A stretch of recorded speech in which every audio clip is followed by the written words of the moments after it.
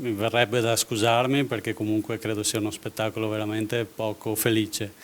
E niente, adesso staremo a vedere, sembra che queste due posizioni ovviamente non saranno più conciliabili, vedremo se Conte, come si vocifera, prenderà diciamo, una strada diciamo, diversa e poi vedremo chi starà da una parte e chi starà dall'altra. Un epilogo così tragico nemmeno lui, grillino, dalla prima ora se lo sarebbe mai aspettato. Per il trevigiano, classe 1982, Simone Scarabella, tra i pochi 5 Stelle ad essere approdati in Consiglio regionale nella scorsa tornata elettorale, è il momento delle scuse. Spettacolo indecoroso dei suoi, divisi e passati così a rivolgere i vaffa che l'hanno reso famoso di fatto contro se stessi.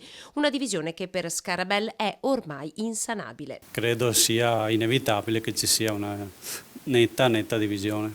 Sicuramente ci sarebbe voluto diciamo, un po' più di generosità magari da entrambe le parti e mettere sempre prima gli interessi dei cittadini. Secondo me così non è stato.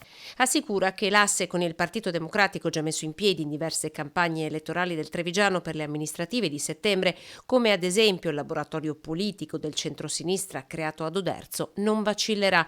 Questa alleanza è stata benedetta dall'allora premier Conte.